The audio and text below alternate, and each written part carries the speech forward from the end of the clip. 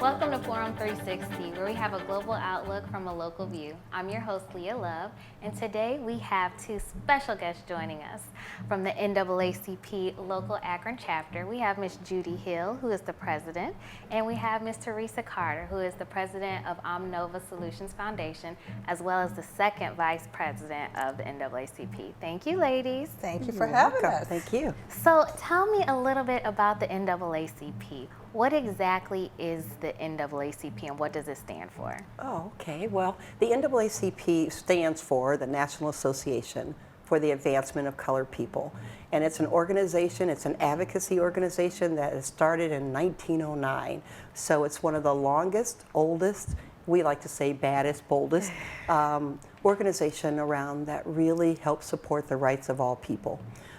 We focus on the political, educational, social, and economic rights of individuals to make sure that the playing field is as level as possible. Okay. And tell me your role with the organization. Oh, good point. As president, my job is to make sure that we are aligned with the national organization, to make sure that we are doing the work of the NAACP on a local level, and that we are listening to citizens as much as possible in order to move the agenda forward. Okay. And as vice president, or second vice president, we are here in our local chapter to support our leader and to, fulfill the mission right here in our own community. Okay. So we have a long list of people who are part of the team. So we have vice presidents, treasurers, like any other organization. Okay. And you are responsible for this year's gala, correct? Absolutely. We are very excited that the Akron chapter is celebrating its 100th year in this community. And so we are going to have a big celebration in November, on November 2nd, and we hope that the community will embrace it and come out and help us celebrate this wonderful milestone. Absolutely. We're excited for that. So tell me, are there any national initiatives or accomplishments that have resonated with you from the organization? Oh, wow, there are quite a few. Historically, when we look at Brown versus Board of Education and the rights of individuals to level the playing field in education, when we look at some of the civil rights laws, NAACP was there, if not starting, but moving the agenda forward. And obviously the boycott with Dr. King, that was started. Rosa Parks was a secretary of an NAACP unit that helped move that agenda. She wasn't the first one to sit on the bus and refuse to get up, but because of the work with the NAACP, it gained national attention, and we were able to make some difference and strides in that area too. So in 2019, some may ask, is there still a need for the NAACP? Because, there's none of these issues that still happen, right, quote unquote. Ooh, where do we start? Should I roll up my sleeve? How much time do you have? That's right. Especially in this era, and unfortunately after the massacres that just occurred, there were 3 in the United States within a month. Of individuals, particularly brown and black people, who were being targeted and shot up in this country. That's one issue. 2, when we look at the issues and the disparities with police brutality, particularly around minorities, absolutely the NAACP is still relevant. I think the NAACP, like most organizations, went through a time period where there was stagnation. But it's still relevant. It is still needed, and very much so needed in this country right now. So you mentioned the mass shootings. A lot of people think that there's a lot of finger pointing going on. Well, this is the cause of it, or because of, maybe the president has said certain things, or because this organization has done this or that. What do you think is and are some of the actual general causes of these mass shootings? Oh, wow. That's deep, and of course that's a Judaism, so you're asking my opinion. Your opinion. And you chime in here, Theresa, but $50 million question, right? It is. I think there are a lot of issues. I think our young people are not connected. Because they're not connected to a broader sense of family and community. That makes a difference in the way that they start to look to the internet for validation and for understanding. Two, I believe that there is rhetoric that is going around in this country right now that is not American, and it does not help to make America great again. And I think that rhetoric is unfortunate, and it sparks fear. Fear always creates chaos. It is not what we should be living our lives by. And so I think that is also a part of the problem. But you know, we have to do a better job of helping everybody understand. Matter of fact, I read a quote yesterday from Denzel Washington. He said, you know, everything that was old is now new again. He said, I'll be glad when respect, civility is now new again. And I think, too, we need to really address the gun issue. I mean, it's something that's going to be around a long time. It's something that keeps coming in and out, and people have their opinions. But when people have easy access to get these guns that can do damage in the way that it's happening, it's so very unfortunate. So we need to really take a serious look at that seriously, and then make some real strong decisions to stop it, to stop access so easily for folks to get these and go out and do things as tragic as the things that's been happening recently in the news. Absolutely, because I think some people think it goes against their right to own guns, and they're mixing up the messages. It's one thing to own it and to use it properly, but when it gets in the hands of the wrong people, Absolutely. I agree with you totally. Absolutely. So going back to the organization a little bit, what would be some of the scenarios that someone would need to contact the organization, and how would they contact the organization? Good question. They can contact the organization really three ways. Through our website, naacpakron.org. We also have our email that's out there on everything that we publish, and that's Akron, NAACP @yahoo.com, very simple. Or they can call the office at 330-573-4986. So typically what people do is they have a question or concern, they'll call the office. We have a receptionist there. The office is open from 10 to 2, and we vet the questions. I will tell you, 9 times out of 10, people are looking for direction. They don't necessarily want answers, they want direction on what's my next step. We cannot provide legal advice, but we can try to gear them towards those individuals who can. That's one. And then two, if you go to our website, we have a complaint form. And you can fill out the complaint form, email it, scan it back to us, and we will get back to whomever the individual is. Okay. So also the perception is that the NAACP mainly only gets involved in protests and marches, right? So we know that that's not the only purpose of the organization, but we know that you're heavily involved in the community and you are actively trying to engage the youth. Can you tell us the ways that you're involved in the community and how you're engaging the youth? Oh, great question. Thank you for asking. Just recently, actually our board, we get together and we set some goals for the year. We have a health initiative. We just finished a collaboration with the African American Men's Wellness Walk. We also did a collaboration with SUMA around colorectal cancer. So we have health initiatives. We have educational initiatives. We have some things coming up. I'm not at liberty to share until the gala of what we want to do around education. We just held an educational summit with all the NAACP chapters so that we can have a shared message, a shared view on what we're going to address in 2020 and the rest of 2019. We also started a youth NAACP group, and that youth group is going to do some things around the 20th anniversary, and I'm excited about that. They're going to be doing some voter registration, some advocacy work. We also want to take them around and do like a mini Leadership Akron with them.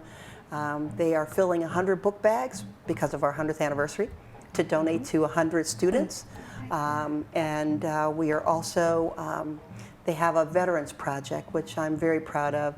They have 100 bags that they're filling with items for veterans, and we'll distribute those to veterans, 100 for the 100th anniversary. Okay. Yeah. And they also participate in competitions? Oh, the AXO. Oh, gee, how could I forget? So tell me, what is the AXO program? The AXO program, I'm so glad you asked, is a national competition where students can compete in 39 different categories, ranging from the humanities to culinary, entrepreneurship, Arts. Arts. It has nothing to do with their academic standing. It has nothing to do with behavior. It has all to do with your God-given talents and how you express them. So we have a local competition every year. In the last 3 years, we've expanded it and tried to really engage more students. Last year, we had a national winner. We took a student who competed, Kofi, and he won a national medal. This year, we took 3 students to the national competition and came back with 2 national medals. We are so excited. That is exciting. Yeah. And this is competition with kids throughout the country. Okay. So it's Yes. pretty exciting. And I Throughout think the whole country, Akron has Yes. won their awards for their God-given talent. Yes. And what a way to really engage them and keep them motivated with the recognition that they deserve at such a young age at that level. You know, a lot of times they don't Absolutely. get that recognition for different things that they want to do and that they can pursue that makes them happy. Well, and the other piece to the puzzle, which I think is an added bonus, the students get a chance to see others like them who are really trying to move the needle, and they see there are a whole lot of other students out there doing great things.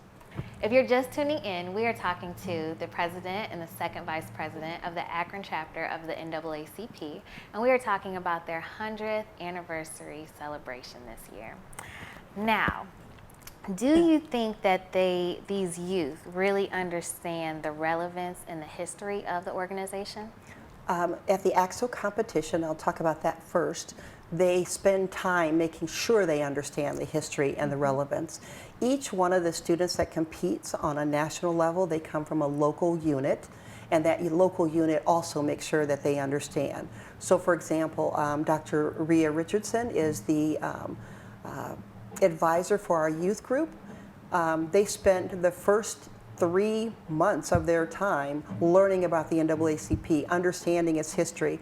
And another component that they're going to do is they're going to interview all the past presidents, living past presidents of the Akron NAACP, put together a video, and we're going to share that at our 100th anniversary. Awesome. So speaking of the 100th anniversary, let's talk a little bit about that. So the theme this year is When We Fight, We Win.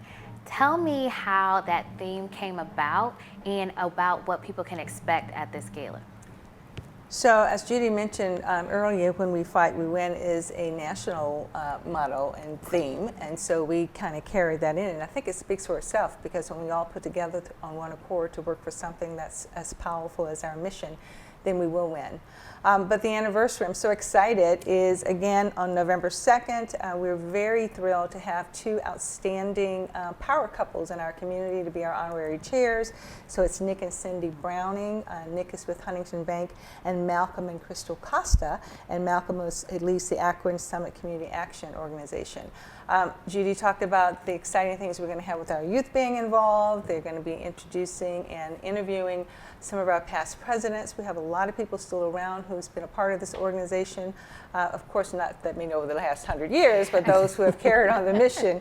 But a lot of things that we've done right here in this community and the whole organization altogether. So we're going to have a dynamic speaker that we want to get people excited about in the near future. Our tickets are $125. If you are a life member of the NAACP, it's $100. We have great sponsorship opportunities. We have a lot of great people and organizations who are already a part of us and who have stepped up to say, yes, we want to be a part of this. But we want to fill up that night center, right? So our sponsorship levels start from title sponsorship of $15,000 all the way down to our gold sponsorship of $3,000. So we want people to get engaged and involved and get excited about what we've meant to this community for this many years. So we hope that they will come out and join us at the Night Center on November 2nd. The Night Center on November 2nd. Yes. And where can you purchase tickets? You can go on the website and purchase your tickets. You can call the office. We have lots of people in the community serving as table captains, so I hope when they call you up and say, will you buy a ticket, you will participate. So those are the best ways to get involved and to find out how to purchase your ticket to come to the event. Okay. Now, is this your first time doing a gala? Do you guys do an annual event?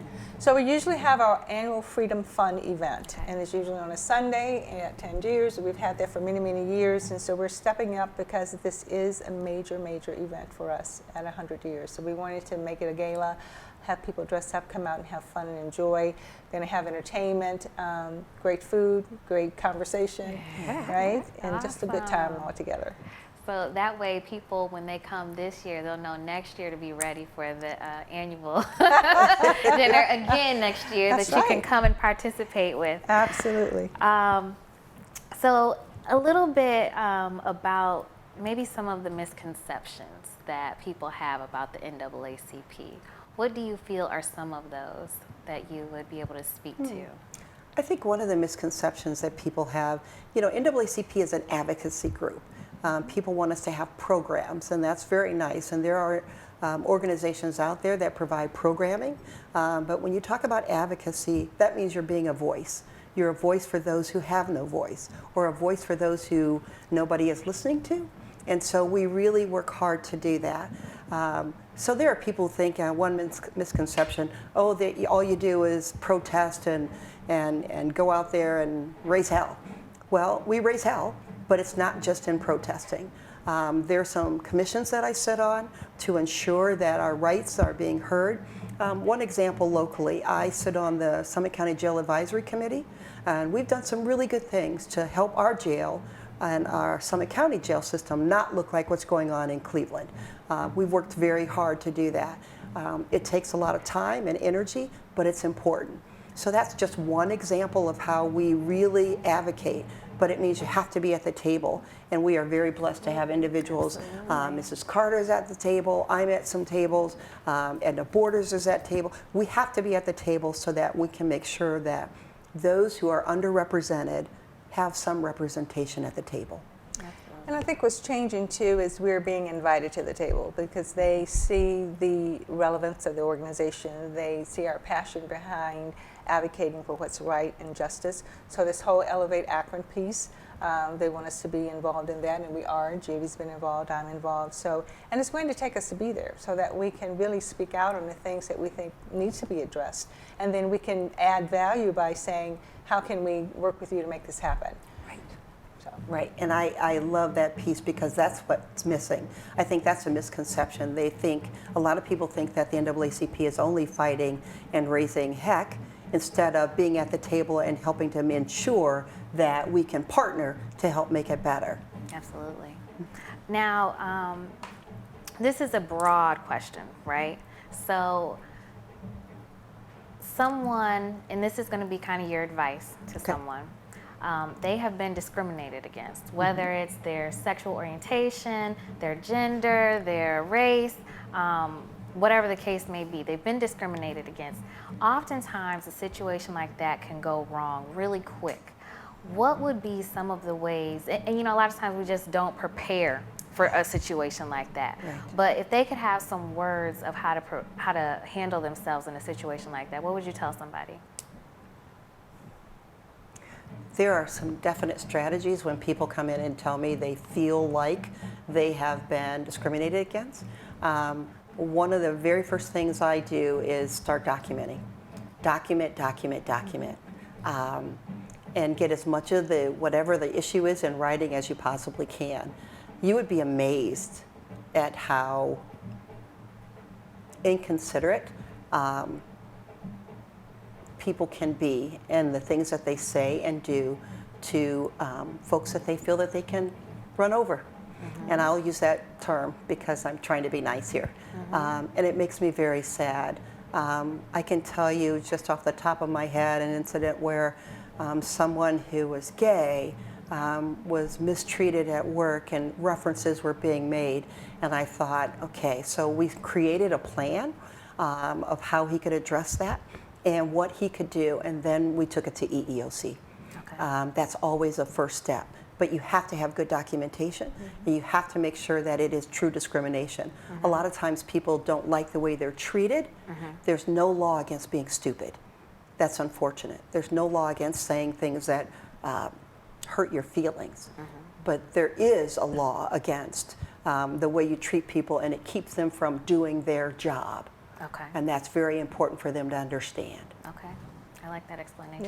Yeah. And really to take a deep breath before you lash out and say something, and again, relax, breathe, and then document, as Judi said, because sometimes often people get so upset because you feel discriminated against, and then you yell or lash out, and of course that leads to other things, right? Right. And so then you're really pointed at and looked at and You are mistreated, so and right. so I think it's really just kind of take that breath and figure out what's the next step.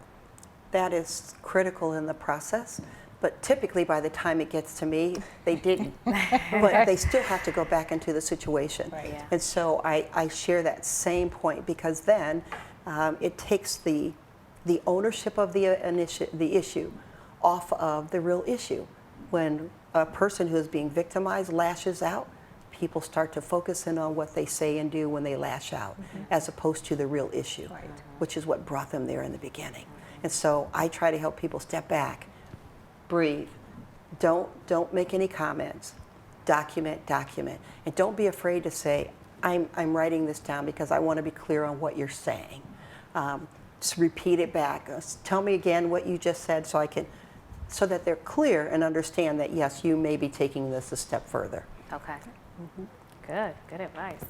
So in a perfect world, we would not need the NAACP, right? What would that world look like where there was just no need for an organization to be an advocate for people? Well, first of all, that would mean that we would all be on a level playing field, that there would be no need to have organizations to make sure that we are treating people fairly. Folks would be given the opportunity to have all kinds of positions that they're qualified for. You don't have to work extra hard because you're qualified. You can go right in. So, you know, it would be, as Judi kind of said earlier, it would be like heaven, right? To not have to need That's organizations that can hold your feet to the fire to make sure that people are treated fairly. Right. Discrimination and disrespect has been going on since the beginning of man. There, for some reason, is a part of our human nature.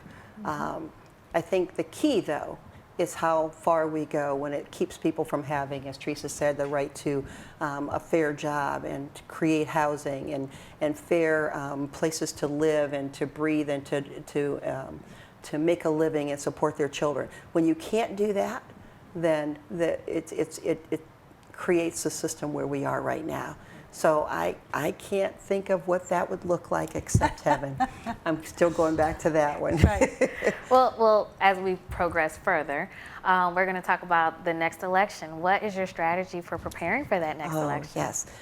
As I mentioned before, one of the things that drives me crazy is that we have not engaged our young people more strategically, and not just strategically, but also helping them understand why we need to be engaged. I think apathy is one reason, but I think folks don't believe in us anymore as adults because we say we believe in children, but our education system stinks. We say that we believe that everybody has a right to fair housing, and yet we are building houses that people can't afford. So we have to start to help people understand why they need to be engaged. So right now I'm working with a collaborative of individuals in the community so that we can create a plan to make sure that we can get the message out. That's one. Two, we've been working on the 2020 census and making sure that individuals complete the information, provide the support so that they can do it. And the other thing that I think is very important, not just registering people to vote, but making sure that they get out to vote. The NAACP has been very fortunate that a vehicle was donated to us, and so we'll be using that to not just help individuals get to work, because we think that's important, but also to help take people to the polls. Because, you know, there are a lot of people, even though they say, oh, you know, you can go right over here, some people want to go to a polling location to vote. I don't know why, when you can do it ahead of time, but it's okay. If they want to physically go, then we want to be able to support that. Last election, it worked very well. We were like Grand Central Station, and we had a ride share program going on with a couple different organizations. We're going to expand that because we want young people to go. It was very impressive to see so many community groups working together to make sure that individuals got out to vote. So I think the rhetoric that they hear today will keep people from thinking that they have a voice, but we want to empower them and start doing it early, not just waiting until next year. And in these next 30 seconds, if you could leave our viewers with some advice or tips and words of wisdom about diversity and acceptance, what would that be? Just do it. Just Right. do it. Right. Just be fair. You respect others as you would want to be respected yourself. And I think that's the key. Yeah, I agree. It starts with the individual. It starts with you and the messages that you send. And then having, as I call, critical friends who will hold you accountable. I value my critical friends that are both black and white, who we can talk freely about issues, creating an atmosphere so that we can do that, so that we can be better advocates for diversity and inclusion the way it should be. It's a shame we have to keep talking about diversity and inclusion.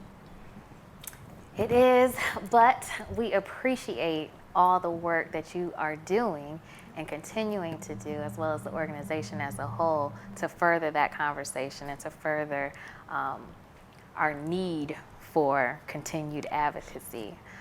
So we hope that in a perfect world one day, there will be no more need, there will not be a need for groups and organizations to fight for what's right, that we would just treat each other with the respect and the dignity that we each deserve.